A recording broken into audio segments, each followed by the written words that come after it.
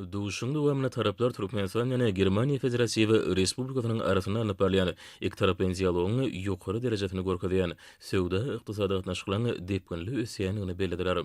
Taraplar Türkmen halkynyň milli lideri Türkmenistanyň halk maslahatynyň başlygy Gahrman Arkadamyň 2023-nji ýylyň sentýabr aýynda Germaniýa Federasiýevi Respublikasyna amal aşyrylany iş saparynyň şähertlerine geçirilen Türkmeni-Germani işowluk forumuna gatnaşmanyň iki tarapyny söwda ykdysady hyzmatdaşlygy iş ýeňdeşdirmekde güýçli iteregi berenligini aýratyny bellädiler. Ýa-da geçirilen ödary ykdysadyýet günleriniň eşurluk forumlarynyň hemde ykdysady sergilen möhümdigi bellenilip, alyp barýan işi döwletlara hyzmatdaşlygyny amaly urlaryny giňeltmäge ýardym berýän bilelikdäki Türkmen Germani iş toparynyň hemde Germani ykdysadyýetyniň Günnäwri komissiyanyň tutýany aýratyny ornuny taldy. İşin häsiýeti besleneni gepleşikleň netijeleri boýunça degişli alalaşyklaryň gadarlanmagy, hyzmatdaşlygyň täze derejelere çykmagyny üpçün eder.